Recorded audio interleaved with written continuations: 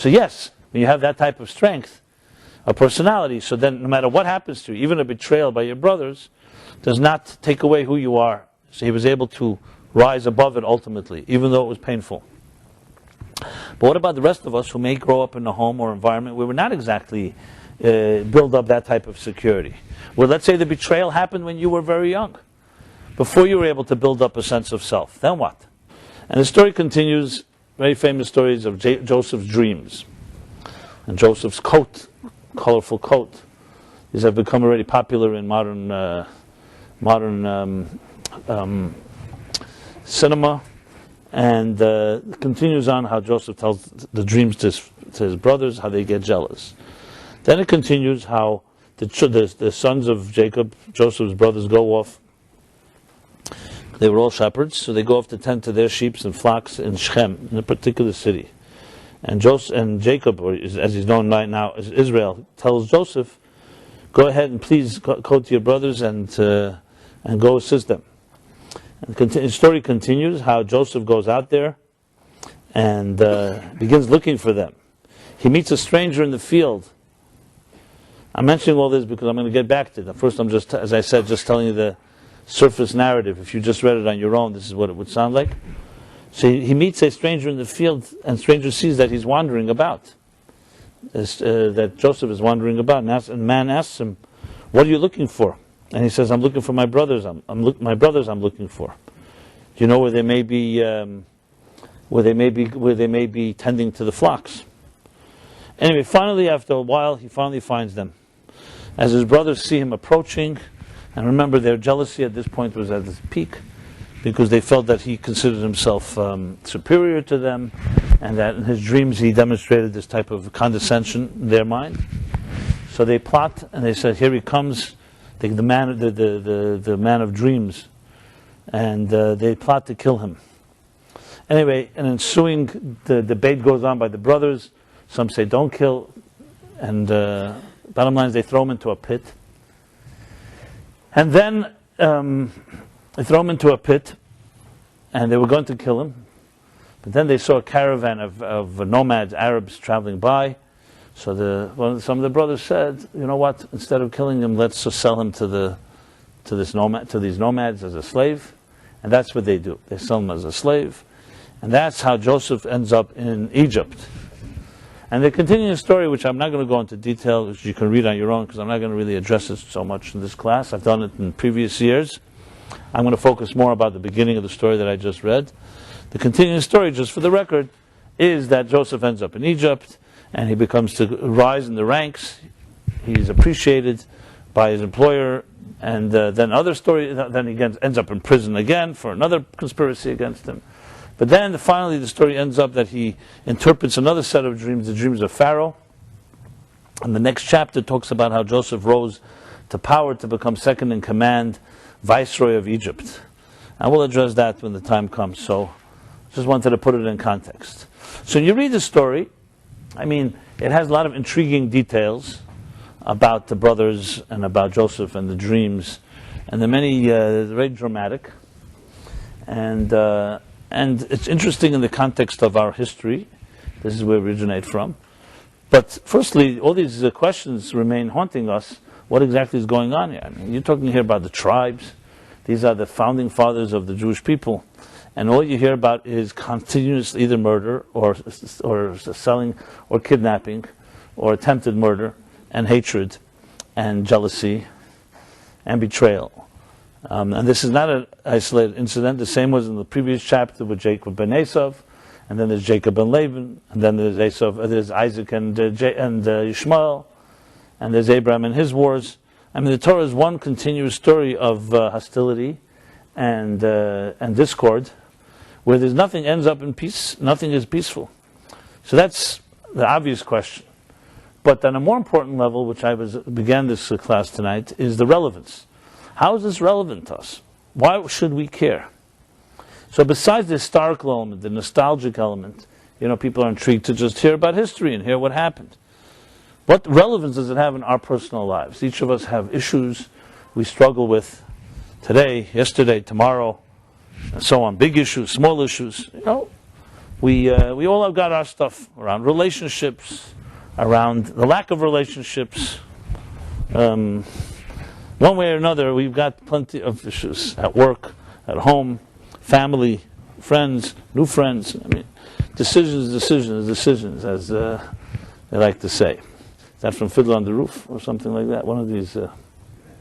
You're an expert on that? Of course, everybody. Yes. How often have you seen? I think that 20 times. 20 times. Wow. Good. Okay. At least you're keeping busy.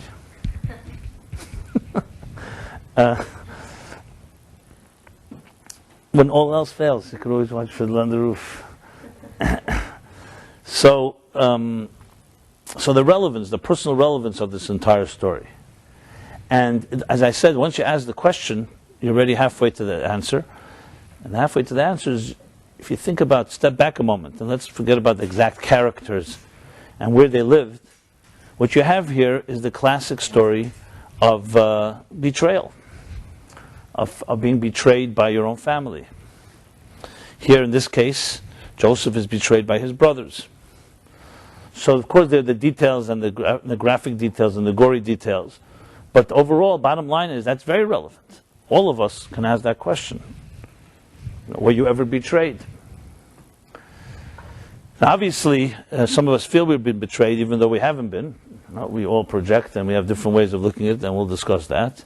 But there are true betrayals in our lives that are objectively that we've been hurt and betrayed or abandoned by people. And especially hurtful, maybe the most hurtful thing when it comes from people that are loved ones.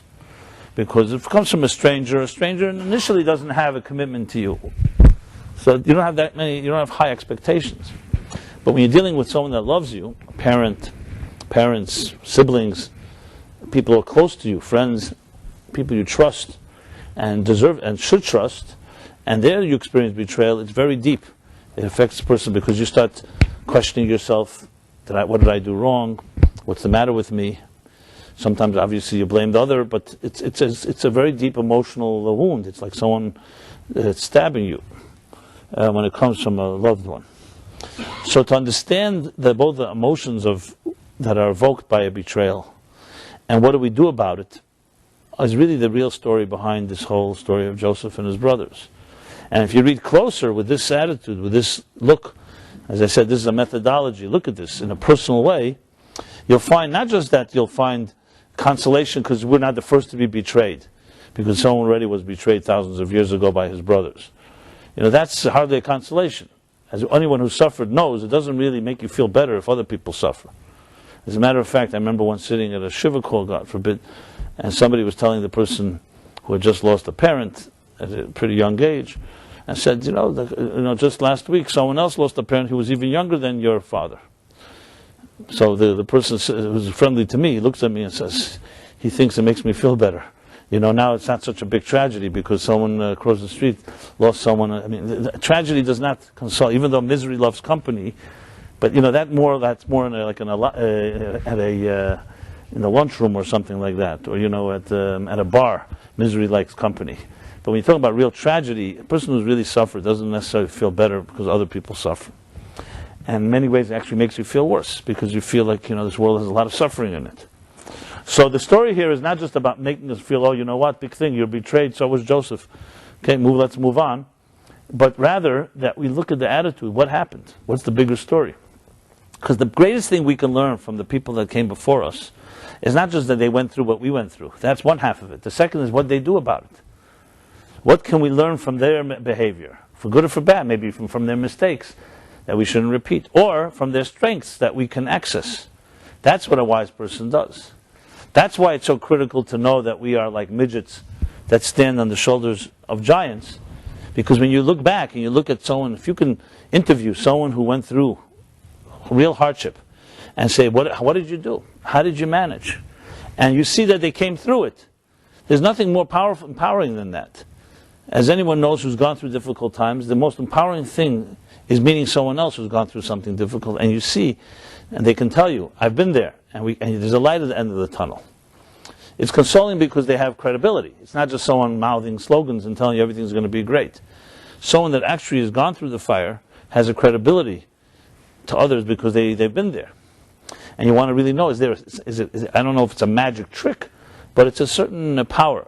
The 12-step program, actually, which is a grassroots movement of healing, as we all know, is really based on that principle, which is really very much a Torah principle. And that is that when you're with others that are vulnerable and talk about it, it gives you, in some way, it gives you strength. It's not because, as I said, because misery likes company, but there's some strength in the group. There's some strength when you hear another person speak about something. It gives you the strength to speak. You see, number one, you're not that isolated in your misery or in your, and not that lonely in your suffering. Other people are there. And then above all, you learn from others who like on the same road as you, but a mile ahead or a few years ahead, and helps you to forge a path because you can sense follow or learn from someone who's more experienced, unfortunately, in that particular challenge. So that's what we really look for in these stories. Is number one is to identify a common denominator to something in our own life, and number two is to look at what happened. So when you look at this, now I'm going to read the same verses, and with a more discerning and a close-up look, like with a microscope, and you'll see that there are powerful messages here, and I would even say revolutionary ones, that completely turn the whole concept on its head and has tremendous lessons to us right now, practically to each one of us. So though none of us can compare to a Joseph or to Jacob or to the tribes for that matter, yet there are still lessons that we can learn from them in our own relative to our own particular journey and challenges. So here's what it says in the verse. I'm going to read it also with an interpretation from the Baal Shem Tov, who is the founder of Hasidic movement, and also this year is his 250th yard site. So here's what it says.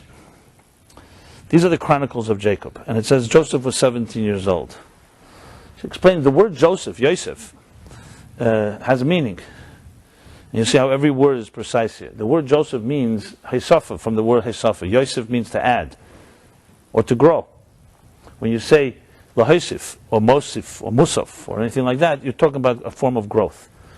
So the way the Baal Shem Tov explains it, that when you say Yosef, the Chronicles of Jacob, Joseph had grown. He'd grown out to the age of 17. 17 in the Gematria, if you heard of a Gematria, is the numerical equivalent of the word Toiv, good. The word good in Hebrew, Toiv, Tes Vav Vez, is the equivalent of 17. Tes is 9, Vav is 6, that's 15, and the Vez is 2. 15 plus 2 is 17. Yes, very good. So, this word good will later be used again, will later come up again, the last 17 years of Jacob's life, in the chapter Vayechi, the last chapter of this book of Genesis. It also says Jacob lived the last 17 years. These were the best years. So the Baal HaTurim, the commentary says 17 there too is Toiv, the good. It was the best, the best good years of his life. So, according to this, then when you're reading this, so this whole story is really about Joseph's growth. He's come to a higher level. And then it continues. And here's a strange, if you read the verse closely, it says, Hayeroya es echav batsein. He tended to his brothers with sheep. What the verse is practically trying to say is that he tended to the sheep together with his brothers, or for his brothers. But then the verse should have said, Hayeroya batsein es echav. Or Hayeroya batsein im echav. Here it sounds like he tended to his brothers, not to the sheep. And the sheep just seems to be almost like a additional element here in the Hebrew. So here comes a deeper interpretation. What does the word shepherd mean? And here you'll again see that if you just go a little deeper, the real story here is the story of shepherds. Because you'll see again later, he goes out to look for them as shepherds. What is the Hebrew word for a shepherd? Roya. Roya is also another word for the roya. Roya comes from the word friend. Re'echa, va'aftal re'echa kamoicha. Love your fellow as yourself. Love your friend as yourself. In Hebrew, the word for friend is re'echa, or reus. Achva v'reus, you say, friendship, fellowship. Why is a friend and a shepherd? What is the similarity between a friend and a shepherd? What a shepherd really does is tends to sheep. So besides the fact that he tends to them in the sense where he caters to their needs, makes sure they have what they need, but he also, what's the tending to a flock? To make sure the flock stays together. They can wander off straight and disperse, scatter all over the place. And a shepherd brings them together. He creates a form of unity. This is really what a meaning of a friend is. A friend is a person who creates unity, connects with somebody. An enemy is the antithesis. An enemy separates between people. An enemy hates the person your enemy hates. A friend is really context. If you were able to translate what a friend means, a friend is a form of closeness, a form of intimacy. Closeness. There's a story that I once heard of a doctor who went to see the Rebbe, and he didn't really know why he went to see him personally. It was a friend of his suggested, a colleague of his suggested he go see him.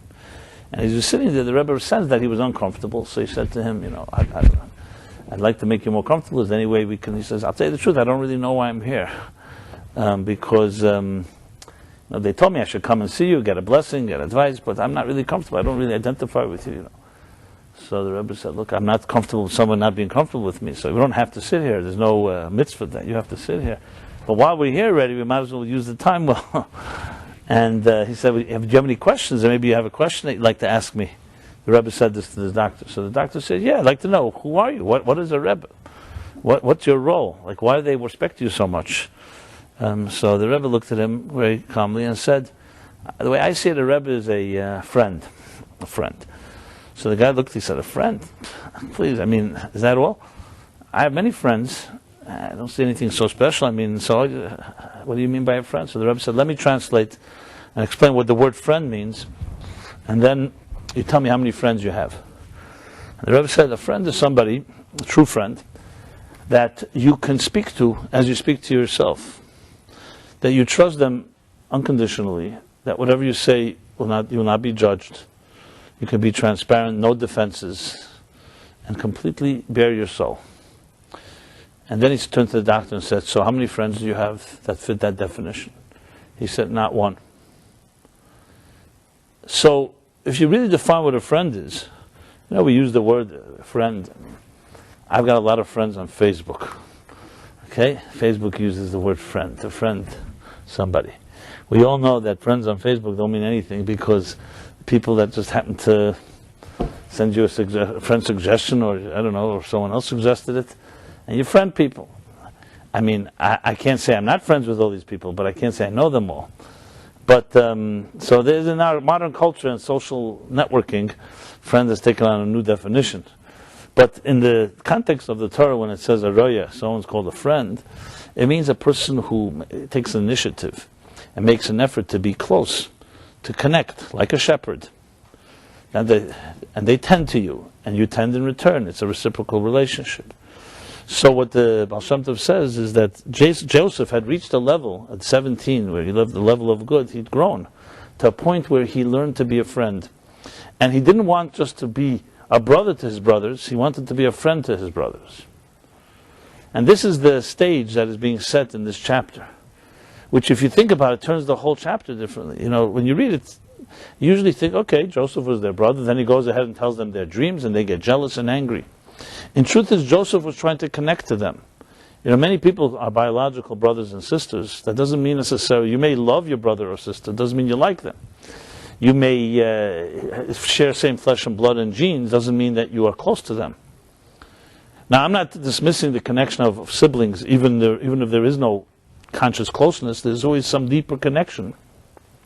But Joseph was working on this, and he wanted to be a friend to them. That's how the Baal Shem Tov says. And therefore, that's what the context of the sheep is here, the sheep and the shepherd. And the fact is that the problem was that the brothers were not ready. They didn't relate it. They didn't reciprocate.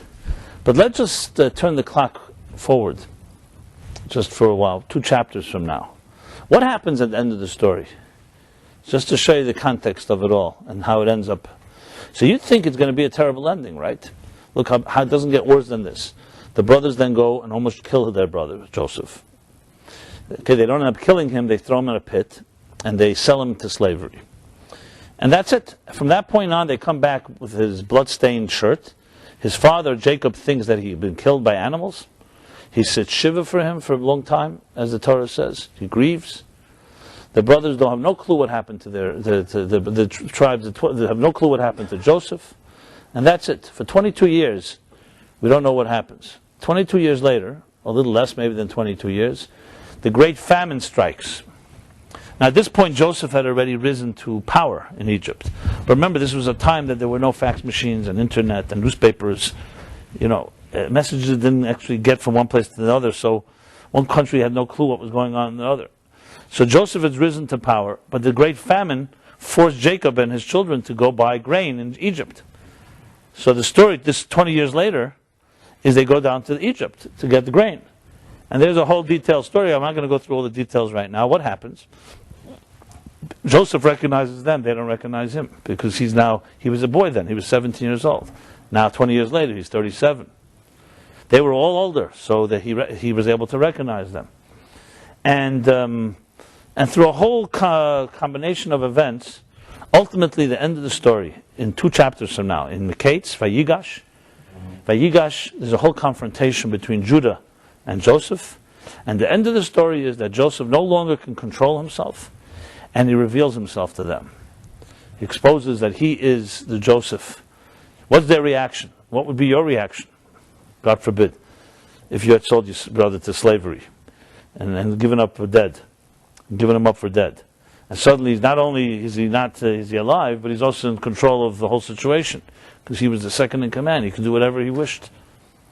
So they're, of course, extremely embarrassed, but they have nowhere to run. And then Joseph says immortal words, and you see how he grew. Not only did he grow here in this chapter, but he continued to grow. Yosef, as I said, from the word Hesafa, to grow. What happens? Joseph says to them, they said, we can't even look at you. We're basically how do you look at yourself, what you've done to your brother? And I'm sure at that point they had many, many regrets. They realized their mistake. But what were they supposed to do? And here they're confronted. And Joseph had all the right to be angry, to even have vengeance. No, because there was a criminal thing they did. They sold them into slavery. As a matter of fact, later, 1,000 years later, there'd be a very terrible Roman emperor who would actually kill 10 of the greatest leaders of the Jewish nation. And we tell the story every Yom Kippur, Eila Eskred, Asari Haruge Malchus, the 10 martyrs, including Rabbi Akiva, because the Roman emperor said nobody ever paid back for selling Joseph into slavery. And what does it say in the Torah about kidnapping? As a person who kidnaps someone gets the death penalty. Now that Roman Empire had other intentions in mind. He wasn't suddenly becoming such a just and moral guy. But he found himself a good hook. He found himself a good excuse. And the story there goes that they went up to heaven to ask heaven if there's such a decree. And is he right?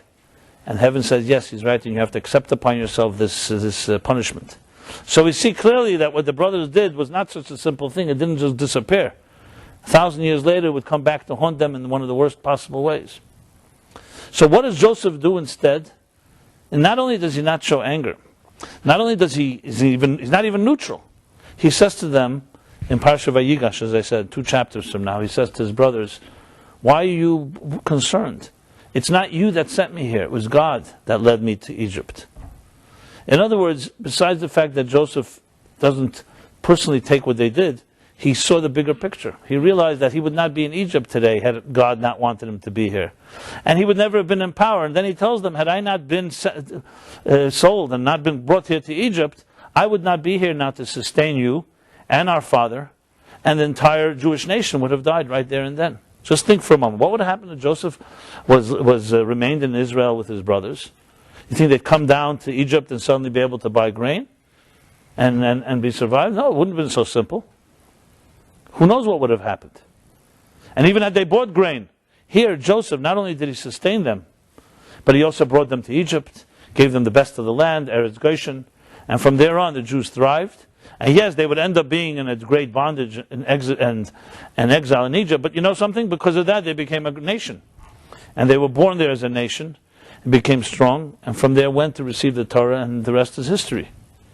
So when you think about the big picture, yes, it all began with Yosef Hurad Mitzrayim. Joseph went down to Egypt. When you look at the small picture of the moment, it's one of the worst possible stories. But when you look at the end of the story, Joseph prevailed. So the friendship that he showed his brothers here in this beginning of this chapter, at that moment they didn't reciprocate, they didn't appreciate, they didn't understand. But 20 years later they did. And it was the same Joseph. He did not ever allow the betrayal that happened to him affect him personally. So though, sure, he had plenty of reason to be angry, and maybe he had elements of anger inside of him, but he realized there's a bigger story happening here. So you may ask, so what's the lesson to us? Well, the lesson to us is many lessons. But here's the biggest one, psychologically speaking. If you're able to interview Joseph in a therapy session and discuss this whole matter, here's a most important contrast that is critical. When we get hurt in our lives, each of us, so just like there's a certain natural, when you get cut, your finger gets cut, there's a certain natural, your finger bleeds, and then it clots, and then it heals. And the process is a pretty simple one. There's a healing process, and there's a pain involved and so on. When we get hurt, generally emotionally, what usually happens? There are things that happen that are common to all people. Firstly, you get angry at those that hurt you. Secondly, you usually create a worse situation, the secondary situation, than the initial hurt. Because you may look for vengeance. You can get consumed with that person who's hurt you. You know, your whole life you begin to pray and hope that that person gets hurt in return. And all kinds of distorted things can happen to a human being.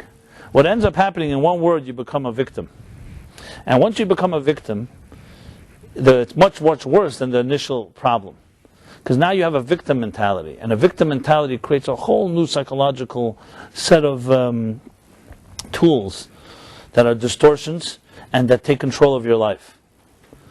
Now, have you ever been consumed with something? You don't mean being consumed. When you get consumed with something, your whole being, your mind, your heart, just simply can't get over it. And you keep saying, I can't believe that that person did this to me. And especially deep things start lasting and start becoming part of you. And they really reshape your whole identity. So a true deep betrayal, as other wounds, but I'm talking about this one, can create something which is much worse than the betrayal, which is that you become a victim of the betrayal. You see, what Joseph would never happen to him, and here's what he would respond if you shared with him. He did not allow that which happened to him to shape him. It happened to him, but it didn't become him. It's like we may suffer in life, but we don't necessarily have to become sufferers. It's a big difference between the verb and the noun. In other words, you experience something, it doesn't mean you have to become it. People who went through the Holocaust, who had other great, terrible tragedies in their lives. There's a big difference between suffering a tragedy and then becoming a tragic figure. And that's critical because what Joseph's secret was, he had an identity. Nothing could shake his identity. Just because he was mistreated, even in the worst possible ways, his identity did not change because he was mistreated. Because to him that was even worse than the initial being betrayed. Why is it worse? Because it means I no longer have control over myself. The person who hurt me is now in control of my life. And the rest of my life is all shaped by a person who took control. So interestingly, and ironically you can say, initially you think, if you're victimized, you're hurt by somebody. So the first reaction is, yes, somebody has imposed their will and violated you in one way or another. And I'm talking about all levels of abuse, from the most subtle to the most extreme. It's a form of violation. And you're outraged by somebody who violating, somebody taking control. What right do they have to step on your dignity or step on your boundary, cross boundaries and enter into your world? And so you would think that the first reaction to that would be, is that you stop it right there. You nip it in the bud and say, no, that will not be controlled by that person. I am myself. But the interesting thing that happens to many people, especially if it's not nipped in the bud, if it's not caught early, is it's exactly what happens. Your anger and resentment and all the things you develop as a result of that betrayal start shaping your identity. So what you've done is, willingly, allowed that person to be much more controlled than they ever could have been in control. Because the first betrayal, yes, that they were in control. But from here on, you are. And this is one of the hardest things to deal with in a therapeutic environment, is to teach a person that you have to not allow that person to continue to control you. But you justify it by saying, 1 second, that person did that to me, I need to get even, they deserve to be punished, why is the world not supporting me in it, and all that. All the time, you're now in total control of that person, what they did to you. Now, the key thing to remember is that just because you have an identity, that doesn't mean you forget and forgive. See, that mistake many of us has is, well, if I become independent or free of what was done to me, then that person got off, what's the word for it? Scot-free, right. So you say to yourself, I can't let that happen. But what are you doing in return? Say, so I have to continue to carry the anger and resentment. At least that person shouldn't get off scot-free. But they still get off scot-free. Just because you're angry and resentful doesn't mean and bitter, doesn't mean that person isn't free. So the key thing is to know is that discovering yourself and holding on to your own identity, not shaped by what has happened to you, gives you the freedom. That's the first thing. And then what happens to that person? Look, maybe you'll have an opportunity to demand justice, or maybe you won't. Maybe the person will die before you can get something done. But the bottom line is that you have not become an ongoing, perpetual hostage to what happened to you. This is, in essence, the whole story of Joseph. And this is not forced. This is exactly what he said. He said, you didn't do this to me. God led me this way. And it all begins in these few words where Joseph says, that Roya es echav batzayin. As I said, the verse doesn't say Roya batzayin shal echav or im echav. It says clearly, and the Baal Shem Tov interprets, Roya es echav. He was a friend. He tended to his brothers. He was looking for a friendship and looking to create a connection with them. Now there are deeper reasons why he wanted a connection. There are mystical reasons and Kabbalistic reasons and Messianic reasons. And at the end of Vayigash, actually, that's the story. In Vayigash, the story of the reunion of Joseph and his brothers, and actually the Haftarah of Vayigash talks about Mashiach's times, where the Joseph and the other tribes will come together. Because just to round out the story, just for the record, several hundred years later, well, more than several hundred, almost 1,000 years later, there's the story of King David, the first king in Israel, and then King Solomon, and then King Solomon's child rebels against King Solomon, and from there on the kingdom of Israel was split into two. It was called Malchus Beis Yehuda and Malchus Yisrael. Malchus Yehuda, Malchus Yisrael. Judah and Benjamin, and part of some other, but most of Judah and Benjamin became one kingdom, their own kings, and the other tribes had their own king. As a matter of fact, when the temple was destroyed, the temple was in the domain of Judah and Benjamin. But as you may know, the Assyrians and Sancherib first conquered the other tribes. That's why we have 10 lost tribes. You hear the concept of the 10 lost tribes. Why is it 10? Why not 12 lost tribes? Because Sancherib was the king of Assyria, and he conquered that kingdom first, the kingdom of Israel, which was the rest of Israel, not the area around Jerusalem and where Judah and Benjamin controlled. And he basically dispersed them all over the world. It says Sancherib Bilbala Sa'ilam, Sancherib dispersed all the people, and from there on, those tribes got lost. There are many meanings and reasons what means lost. Are they actually lost? Are they somewhere now in some nation that we don't recognize? Are they Chinese? Are they Africans? Who knows? And there are all kinds of interpretations. But the ones that did not get lost are the tribes of Judah and Benjamin. And as a matter of fact, most I would say 99.9% of Jews today originate from either Judah or Benjamin or Levi, because remember, they didn't own any land in Israel. They lived all in Jerusalem as well, so they were also under the domain of Judah and Benjamin. So you have Kohanim today, Levites, and Israelites are mostly from Judah and Benjamin. Maybe part of Manasseh, maybe part of some other tribe, but minority, mostly from those tribes. So what happened with them? What happened with them is a little after Sancherib and Assyria conquered the 10 tribes, Nebuchadnezzar of Babylon, of Bavel, he conquered Jerusalem, and that's the first destruction of the destruction of the first temple. The second temple was already only the Judah and Benjamin tribes and Levi, no longer the 10 tribes, and that was later destroyed by the Romans. But the split between the two kingdoms is alluded to in the Haftarah of Vayigash. So you see the split between Joseph and really the rest of the tribes, and Judah and Benjamin, would represent essentially the split among the nation of Israel that goes back from those two kingdoms. And then in the Haftarah, 2 weeks from now, we'll read how when Mashiach comes, he will reunite Eitz Yosef and Eitz Yehuda, that they will become one again. And of course, David, Mashiach coming from the house of David, will rule. But there will be the friendship and unity that Joseph so aspired to. So there's a lot more to talk about this whole unity, but I want to apply it more to our personal lives. I just wanted to round it out because you see from here, it's much more than just Joseph and his brothers. It's a battle that would continue and then ultimately be resolved, but then in 2 chapters from now, and then again it would come a split in the kingdoms. But at the end of days, there would again be the unity. So, the idea of being a friend, what it comes down to in practical psychological terms, what do we learn from this? So let's go back to our the initial question. Were you ever betrayed? So we've all experienced different betrayals in our lives. Sometimes a subtle form, sometimes very overt. Remember, betrayal doesn't always mean it's intentional on the other person's part. Sometimes life betrays us, circumstances. Things didn't work out exactly as we planned them to. So betrayal is a very broad term. Obviously, it also includes overt and very direct betrayal where somebody abandoned you. Someone who promised that they would be there for you or should have been there for you. A parent, a family member. And then something takes place, and it could be money or some other distraction, and a person's just not there for you. Unconditional nurturing that you deserve, that each of us deserves, was not there. This creates maybe one of the deepest wounds, as I mentioned, in the psyche and the soul of a human being. It's very hard to get over that. But here the question is, what happens next? What happens to your life when things don't work exactly as you wanted them to work? So the natural reaction most of us have, as I said, and I'm reiterating, is we end up becoming victims, whether we like it or not.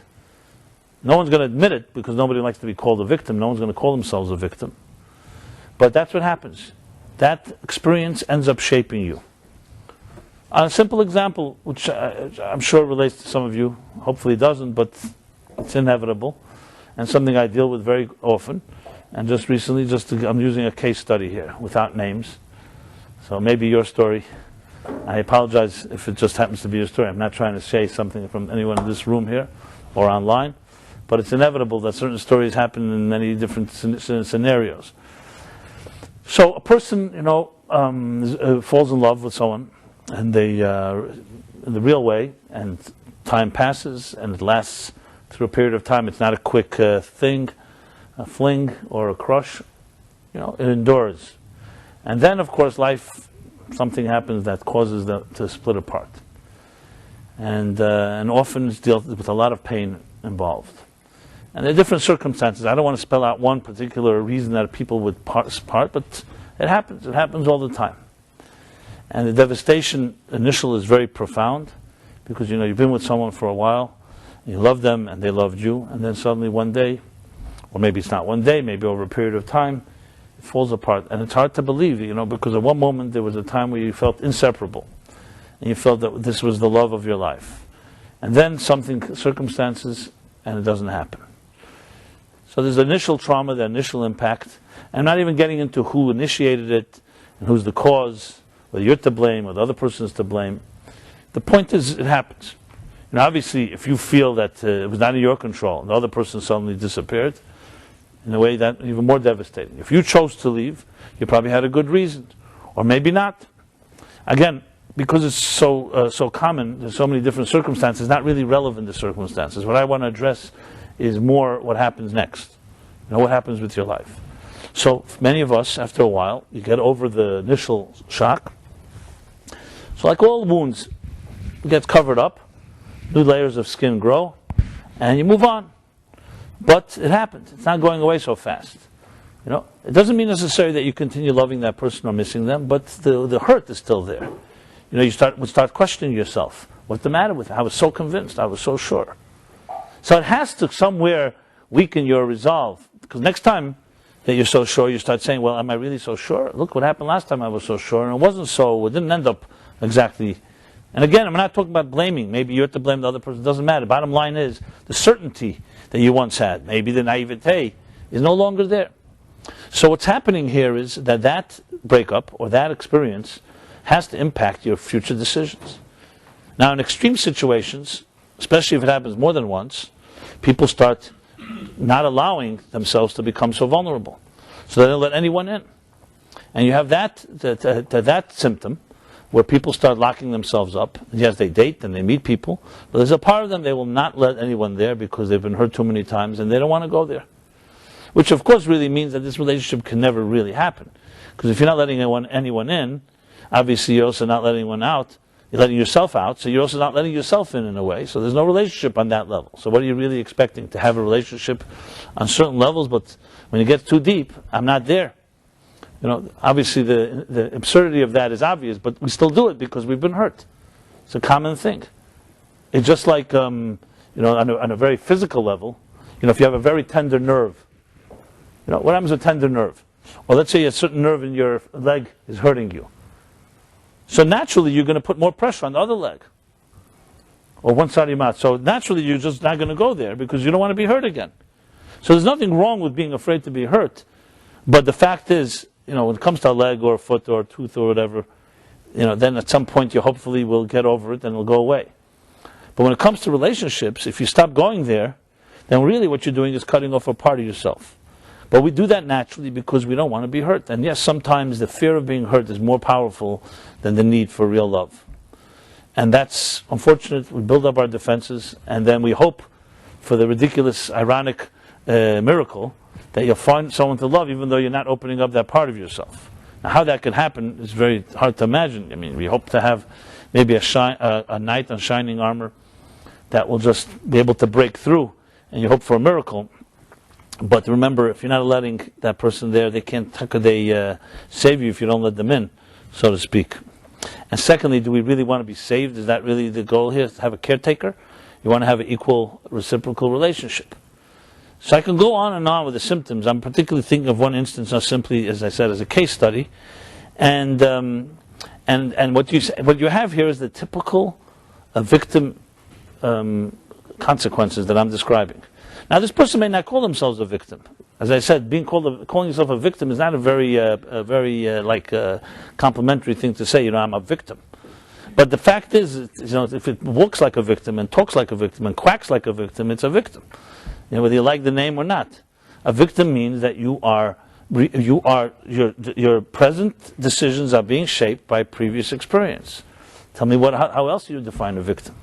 So you may not feel like a victim, you may feel very strong, you may feel in other areas of your life you're in all control, but in this area you are haunted by the past.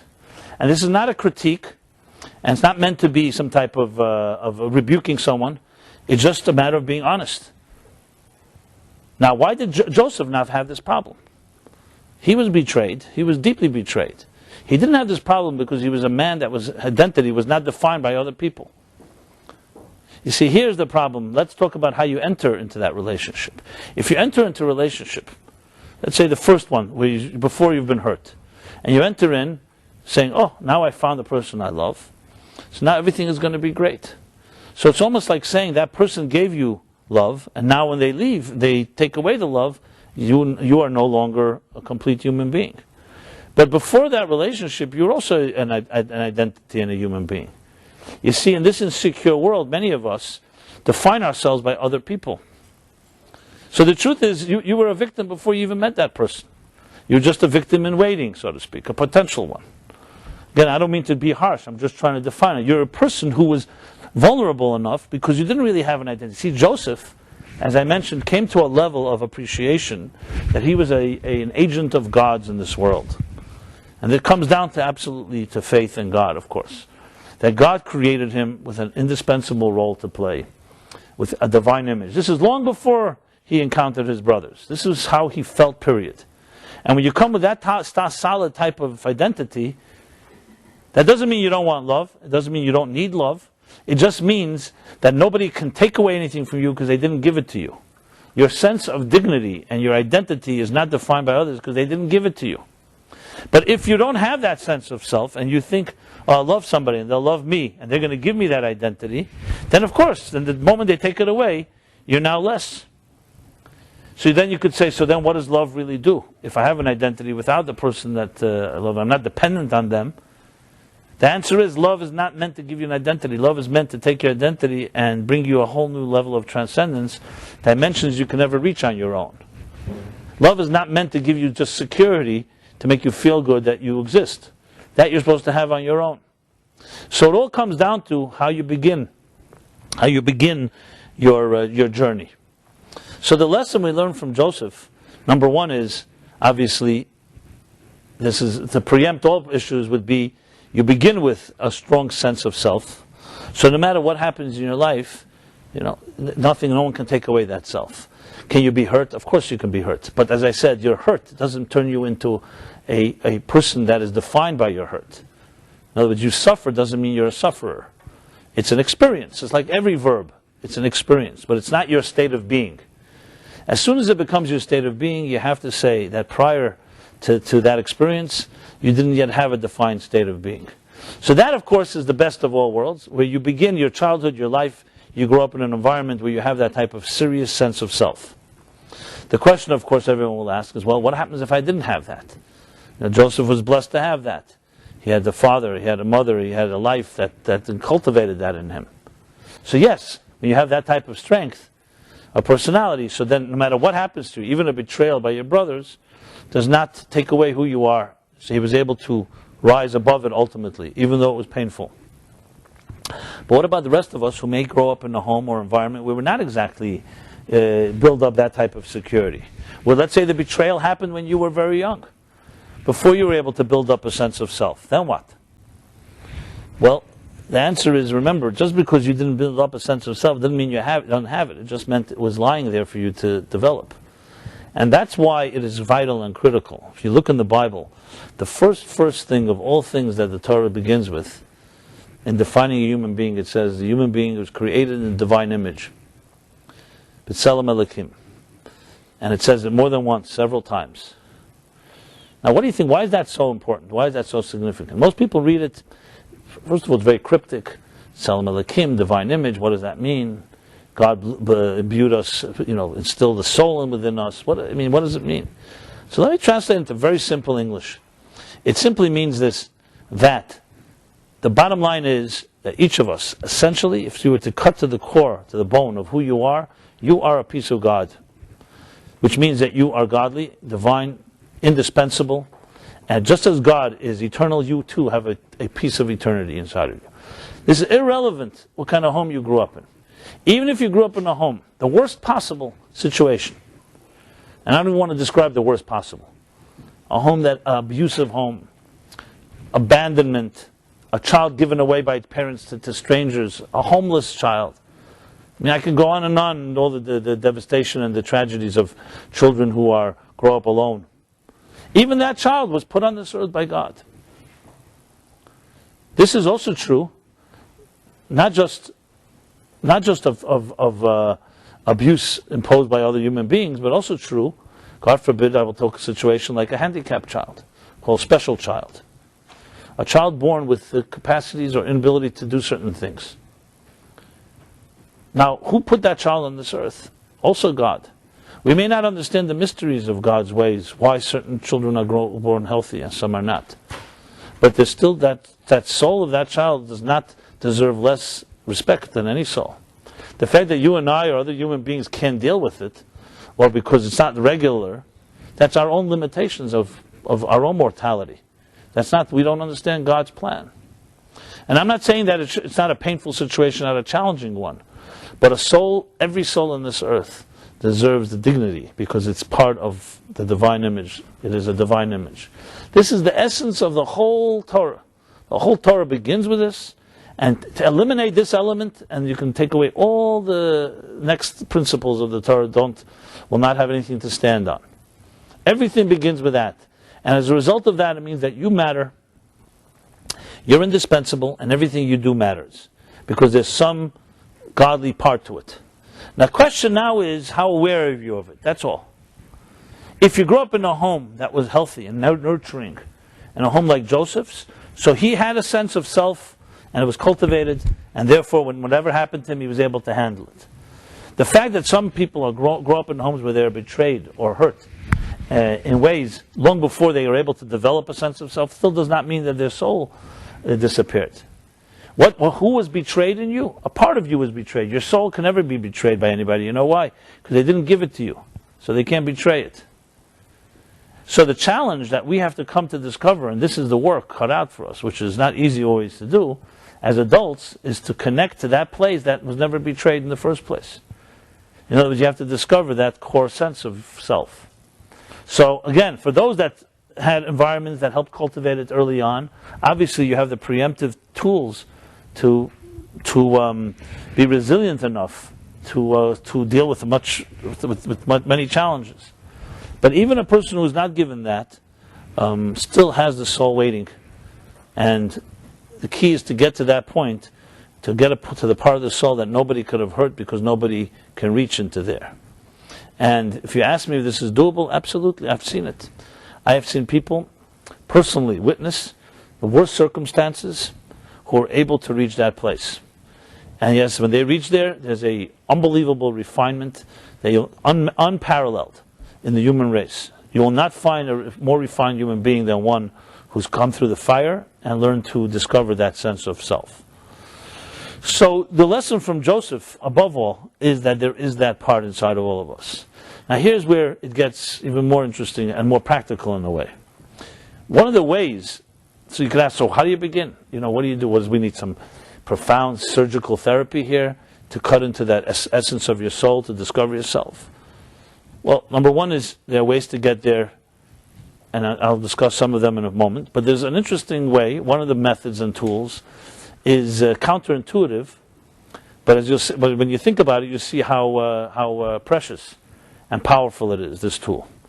You see, I mentioned before, a person is victimized and hurt by something, betrayed, or hurt in any other way, or life circumstances affect a person. Okay. The key thing is not to allow, it's like stemming the flow, nipping it in the bud. That happened, fine. But from here on, I'm not going to allow that to continue to haunt and victimize me. But we don't usually do that. What we usually do is we feed right into it, and we allow it to affect us. Again, this is not a critique, it's just the way we naturally work. So then the only real solution then is, if you think about it, is you have to do something that counters that. How do you counter, what's the opposite of a victim's attitude to something? Is behaving like you're not a victim, even if you have to fake it. What do the non-victims do? You do what Joseph does. You take initiatives, even though they seem to be counterintuitive. You'd think that Joseph would not extend his friendship to his brothers, knowing that they were jealous of him. And more than that, he took a major risk. He put his own life at risk. He knew that the brothers were jealous. He had just told them their dreams. They were extremely angry, and they went away in that jealousy. Then suddenly, it says like this, his brothers were jealous of him. A verse later it says his brothers went out to Shechem to tend to their sheep. And Jacob sends him to his brothers. So forget about Jacob's intentions, which were also pure. He wanted him to reconcile with them. But Joseph understood well, he was a wise person, he understood what's going on, and still he pursues them. And he pursues them in friendship. He wants to find them, and he's going alone. He didn't go with guards, he didn't go with watchdogs, he went on his own. This is the classic non-victim attitude. You do what you think is right. If you're in a situation, and just because you've been hurt, and someone betrayed you, so the natural thing is you're now not going to let anyone else betray you, so you're going to become tougher. You're definitely not going to take initiatives. You're not going to put yourself on the line. But a person who's not a victim is secure enough to show love, even though no love is shown to him or to her. Do you have the courage to do that? That courage comes from the soul that is unaffected by these type of things. So for Joseph, it came easier, I guess, or maybe he also had to work at it. But this means that one of the tools to access the part of yourself that transcends and beyond victim is to do exactly the opposite of what you would naturally do, which is if you feel that you want to show love to someone, just because you learn through hard-earned experience that love is not easy in this world, that doesn't mean you shouldn't show it. Does it mean you should be naive and just let anyone in and hurt you? Obviously not. But it means that you do not allow yourself to behave like a victim, where everything is defined by your defenses and by your past experiences. Now this takes work. This takes initiative. That's why the effort of a person to be a giver instead of a taker, a giver, whether it's a charitable person, whether it's financial charity or it's through time or giving to another person, is not easy for most of us. You know why it's not easy? Because we live in an insecure world, and we think the only way that we'll have security is by holding on to things. So the more you hold on to, the more you feel you're secure. The most secure people in this world are the people who have no problem giving. You know why? Because by giving away doesn't make them less. Their power is not defined by how much they have or how much they think they have. This is a person who's not a victim, is not an insecure person defined by a material world that defines everything in terms of how much you own. It's a person who defines things by what he thinks is right. So here you have, the verse goes like this. So Joseph goes out now looking for his brothers.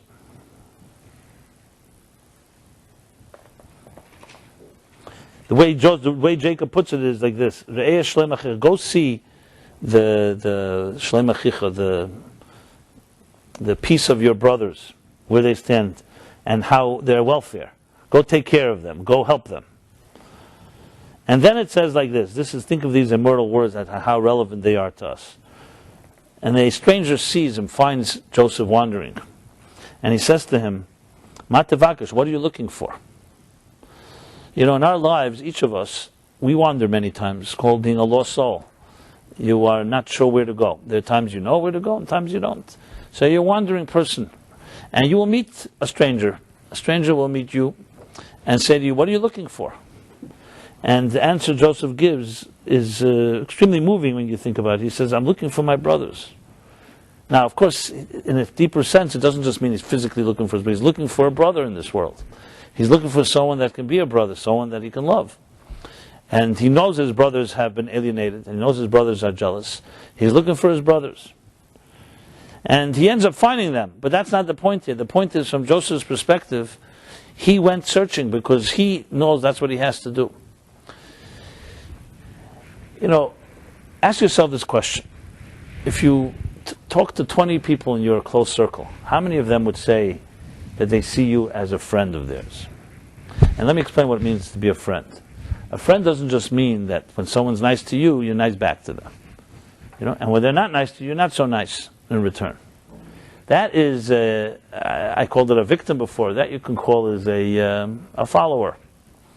You wait for others to take the initiative.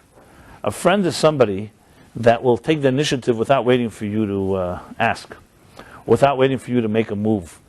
So how many people would say that you're like that, you're for them, that you are that type of friend in their lives? Not an easy question to ask, because many of us think we are that way. You don't want to maybe have a rude awakening, you're not exactly that way. And maybe the question is the other way around, which I specifically didn't begin with it that way, because I didn't want to be used that way. The other way around is, how many people in your life are that way for you? How many people would do that for you? Now that's something easier to dwell on, because I'm sure we can point out how many people don't do it for you. But see, this is the difference. Why I began with the question about ourselves is because that's what a leader does. A person who's not a victim, that's what he does. He doesn't ask how many people are, taking care of me. So no one's taking care of me, I have to take care of myself. A true giver asks the question, who can I be a friend to? Where they take an initiative, they don't wait.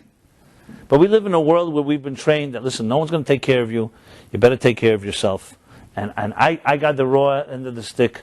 And enough years, from here on, I'll take care, I'm going to take control. So that's the question that a person should ask themselves. And you'd be surprised the impact and the results if you would try something that you maybe have not tried before. Try to be an unconditional friend to somebody. And I don't just mean randomly, but try that approach. And even consider the possibility that you can be a person like that. This is not meant, again, to criticize anyone. And if you're not that way yet, you could be that way. When you exercise that muscle of being able to initiate something like that, that's your divine image popping its head. So especially those people, as I said earlier, and I saw it from my own experience, I've seen it many times, that those people who suffered greatly in their lives and did not they got the bad set of cards, terrible families, abuse, things that no one even wants to even repeat. When they finally made the moves, and some do and some don't. Some remain bitter, some remain broken, some are broken by these experiences, but many are not. The people who are not make the move. When they start taking initiatives, what happens is a part of them that emerges that nobody could ever have imagined, because it was not given to them by their parents. So where is it coming from? It's coming from the part of the soul that is untouched by all the abuse that they endured. And that's an unbelievable power when you're able to access that, because that is you're in control. They say the story about Moses Montefiore. So he was a very wealthy philanthropist from England. You go in Israel, you find a lot of things in the name of Montefiore, especially in Jerusalem. And he rebuilt the whole city, the Jewish quarter, and he rebuilt a lot of Jerusalem, a lot of parts in Israel. As a matter of fact, I even discovered one of my visits there. If you go to the old city, there's a lot of cats all over the place. Now, cats are not domestic; they're not the natural domestic animals of Israel. So where the cats come from, I found out Montefiore brought them because there were many rats. Because when the city was in ruins, of course, the rats started coming out. And rats don't like cats, and cats don't like rats. So he imported cats from England and from other places to Israel to get rid of the rats. So the end of my poem was, and now the cats have become the rats. So I don't know what we'll do about the cats, but I don't know. I guess cats are a little more acceptable than rats, than rodents, whatever. But there's a lot of cats in the old city, right? You ever see? So that's a little piece of trivia, Jerusalem trivia. Maybe some people there, maybe they'll Gilgulim, they're reincarnations of certain people who like to hang around Jerusalem. Maybe it's Nebuchadnezzar or Titus or who knows. So next time. So here's the story with Montefiore. So he was good friends with Queen Victoria of England, who was considered a very noble and very wise and benevolent queen. And they were associates, friends. He helped fund a lot of the English Empire. And she once asked him, Sir Moses, she said, I'd be interested to know, what's your net worth? What are you worth? He was considered one of the wealthiest people of his time. So it was a strange question, and in those days he said he has to get back to her on that. And so he came back and gave her some figure. I don't know what the exact figure was, but he told her a number. So she looked at him, she says, you mock me, Sir Moses, because I personally know that you have holdings and wealth that's far beyond the number you just said. The amount of property you own, the companies, the wealth, and so on. So he said, no, this is my true value. And she asked him to explain, and he explained. He said, you see, the number that you know, or the things I possess, and that are so-called, that I own, are not really mine. Why they're not mine? Because tomorrow a bad investment, it can go bad. A war could break out. It could be confiscated. Who knows? Things can happen. Unpredictable things.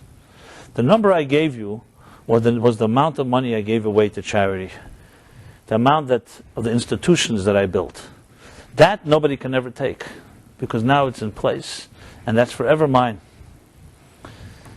So the interesting thing that he said was the true value of what he owned was not what he had, was what he gave away. That's what he owns. And yes, and today, I don't know where Montefiore's physical wealth is. His children, his grandchildren, you can imagine it was probably squandered. There are no Montefiore heirs to the throne. Statistics show in general wealth doesn't last 3 or 4 generations. The greatest wealth either gets destroyed by fights in the family, or just bad investments, or whatever happens to it, or the government and other stuff. So Montefiore said the wisdom, which of course is Jewish wisdom, that what is eternal is only the things that you build, that you give. Money can never be eternal, because money comes and goes, just like food can be eternal. We talk about stories of Joseph and Jacob and Abraham, Sarah. This is thousands of years ago these people lived. No one even knows where their wealth is today. It definitely didn't pass on, because Jews and their grandchildren had to run from one country to the next. But what lives on forever is their spirit, is their identity, is their, what I said earlier, their indispensable sense of self. And they understood that has nothing to do with how much you own and don't own. You own what you give, you own what you build, you own what you leave, the legacy to others. Now, as much as this makes sense to us, don't ever underestimate the pull of the material world that keeps telling you, no, it's all about here and now. It's all about what you acquire now and what you control, because that's how seductive and how hypnotic the material world is. So with all this understanding and all this sense of appreciation, we are real victims of this material world. It takes superhuman effort to get away from that. And I don't just mean in the context of giving. So don't underestimate. So it's true what I said, that every one of us can become givers. Anyone else do not have to be victims, but don't ever underestimate how much work it's going to require. The first thing that's critical is that you have to learn to be able to do the opposite of what you would naturally do. The opposite means that you have to learn to be able to be a friend without waiting for something in return. To the right person, to take that initiative, to have that courage to do that. And it's when you're able to do things like that, that's when breakthroughs happen. That's one of the ways we bring that part of the soul out. You know, some of us would like to hear, okay, I hear that there's a deeper part of my soul that can never be betrayed. Nobody can take it away from me because no one ever gave it to me. So I'm ready to go into intensive therapy for the next 30 years and discover that part of the soul. We almost like it's almost like a dramatic, experience. I'm going to find that pure soul of mine. But meanwhile, for 30 years, you're going to be simply indulging in yourself, because I've been hurt so much in my life. Now I deserve to discover my soul. Well, Judaism says, fine, you want to do a little of that. Introspection is always good, but it's all in action. Behave like a leader, even if you don't feel that way. Behave not like a victim, but like proactively, and then that part of the soul comes out. You'll save 30 years of paying for therapy. This is a little secret here. And you do it behaviorally, consistently. That's why you'll find that people, it says in the Medrash, it says that Hananiah, Mishael, Azariah. So these were three great people who withstood a very difficult challenge. They were almost killed for their faith. But they survived one of the greatest challenges. And then the Medrash asks, so what did they do afterwards? You'd think after such an achievement, it's like winning the gold medal of Mesiras Nefesh, of self-sacrifice. What did they do afterwards? So the Yalkut says they went and they built families. Simply, something so non-dramatic. You'd think they went to conquer more spiritual heights. What did the Jews do after the Holocaust? Thousands, millions lost entire families, entire cities, communities. Nothing left. Individuals. What did they do? They went and rebuilt families. Now you say, why didn't they think of first getting vengeance on those that killed their children? Or dwelling on it and going to years and years of therapy? They went and built children. They built families. Because they knew that the ultimate solution, and maybe it wasn't even conscious, it was just that instinct, same like Joseph, that we're not going to be victims. We're not going to spend the next 50 years of our lives just remembering a Holocaust. So yes, there's Holocaust Remembrance Days, and we have, but the truth is, the essence of a Jew remembering is building. It's not just about making a day that you dedicate and you light a candle and you can move on, because like Father's Day, like they say Father's Day in Judaism is every day of the year, and so is Mother's Day. It's not she's designated, I'm so busy, so one day of the year I'll give it to my father, buy him a tie, take it to the nursing home, and say I did my duty. Kabbalah Savicha V'Semecha is a mitzvah, is a consistent, continuous mitzvah. Not that it's an easy one, but it's still, that's the mitzvah. So yes, it's nice to remember, but the Jews don't just remember, they act, they do. And the vengeance, the revenge, is the building. Now you run around, you see little Jewish children with tzitzis and payas running around Berlin, and in Munich, and in Linz, and in Vienna. That's the revenge. And not intentionally for the revenge, that's the revenge, because it's the building. Now, where do people get such strength? It comes from a place that's called the divine image. It's something that no one could ever destroy. And that's where it comes from. And each of us has it within ourselves. The tragedy, in a way, the irony, I would say, is the prosperity of our times, the comfort zone, in a way does more to conceal the divine image than all the persecution. Because persecution brings out the best in people, sometimes the worst. But in good people, brings out the best. You know what prosperity does? Prosperity creates zombies, apathy, There's no passion. You're not fighting for anything, not for, not against. It's comfortable. When you're comfortable, it's the worst of all. Now, it's a great blessing to be comfortable, don't get me wrong. I'm not suggesting to turn the clock back and run from enemies and persecutors. That's not the point. But to turn on the passions and the energy in a comfortable world like ours is very difficult. The comforts that we have are one of the greatest curses in discovering the divine image, because we're not desperate. We're fine. So you have to make yourself desperate. And I mean that in a good way. Not wait for an enemy outside to make you desperate, an enemy within. I'm not going to be a victim, and I'm not going to just continue treading water. I want to get married and build a life and a home and family, and this is a crusade that you have to do in a very desperate way. And until you're not desperate for it, if it's optional things don't happen so easily, especially when they're not easy to achieve in the first place. Optional things, like when everything will be optimal, then I'll do it. Okay, well, good luck. What can I say? I bless you anyway, but I can tell you in this world it doesn't happen that way. So we have this lesson of discovering that we have within ourselves a soul that can never be betrayed. And even when parts of you are betrayed, there's still a part of you that remains absolutely intact. And not only intact, but has the power to take the initiative and to be a friend to others. That's what our challenge is. To initiate and proactively initiate a surge of positive energy. That creates things. Because when you initiate something, every action has a reaction. Every cause has an effect. If you just wait for someone else to act, then you are a victim. Then you are just reacting to things and are not initiating any new energy. It's a challenge, but that's the lesson that we take and we learn from Joseph. So each of us have our wounds. Each of us have our challenges. But there's a part in each of us, inside each one of us, that remains intact, that remains above it all. And it's revealed when you do something, when you do something kind to another person, even though they didn't do anything to you. Joseph is the ultimate roya, the ultimate shepherd. And as I said, shepherd, the roya in Hebrew comes also from the word friend. That friend, to be able to just be there for somebody unconditionally. And knowing very well that you wander in the fields, and you're looking for your brother, you're looking for your brothers, you're looking for your sisters, you're looking for your friends, but you don't stop looking. And he paid a heavy price for that search. But at the end of the day, he prevailed, not his brothers. He prevailed. He's the one that rose to leadership, and he's the one that ends up sustaining them all, and ends up leading the Jewish people to the next stage of their lives. But the interesting thing is, it says at the end of days, it won't be Joseph that will be the top, it will be Judah. It'll be the house of David. But Joseph will be united with that because he was a key element in being a friend. If Joseph had not initiated friendship to Judah and to the other brothers, we would never have the second half of the story. So you never know the power of somebody taking the first step, making the first move.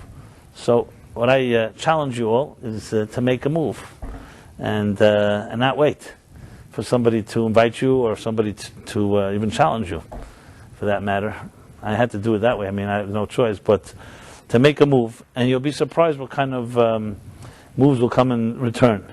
Now, your fears, trust me, will take over, even though you may be inspired for a moment. So that's going to be your war, your battle, to get over the fear. And that's why we're here for each other. Each of us try to help the other to monitor and not allow the fears to be the controlling force in our lives. But think of it in very stark terms. Some things are gray, some things are have nuances. Here, maybe it's good to put it in very stark and blatant terms. It's your future. So you're either going to make a move or you're not. And each of those, and that choice has consequences. There's no in between. There's no like if, maybe. It's either this or that. It's true, there's a cartoon where the guy a pollster comes to the door and says to the guy, so yes or no? So he says, I think I'm from the undecided. Put me in the undecided, So obviously that option is not going to get you too far. So there's a yes or no. You don't have to answer to me. Mobilize yourself. But this is the challenge of our times.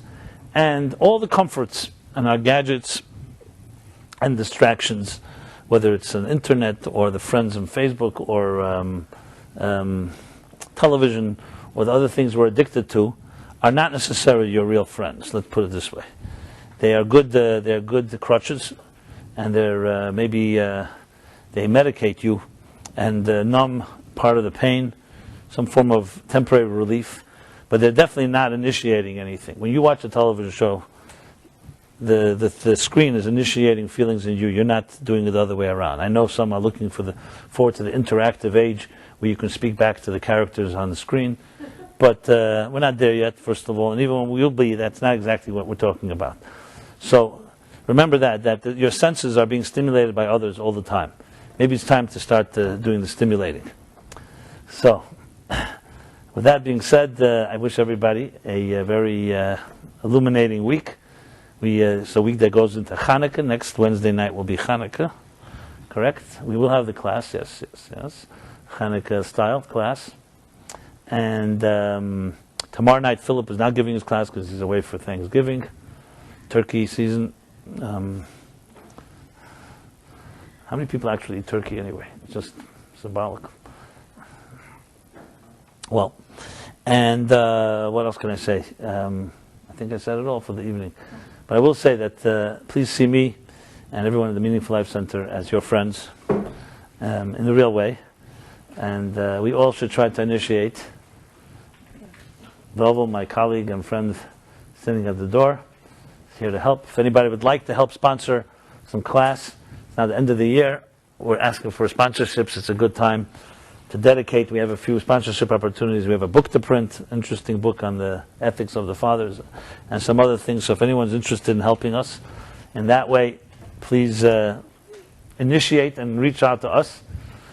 I'll do my part of initiating as well, but it's always best to hear from people before you hear from me. And again, if you haven't given us your email address, please give that. What we do is I send out a weekly email thought as well as reminders of the themes and topics of this class. And we'll be here next Wednesday night. I mentioned the dedication. I'll say it again. So the class is dedicated firstly in honor of the first wedding anniversary of our good friends Michelle and Steve Lazarus, and fast and complete recovery of his mother, Eleanor, and as well to Mark Belinsky in honor of his uncle, great uncle, it's the art site, Alter Ben Moshe, 23rd of Kislev, and in honor of Yutes Kislev. So everyone have a very pleasant week, and hope that you take my words to heart. Words from the heart enter the heart, and we should see our divine images shine and illuminate and warm the world around us. Have a good night. Thank you.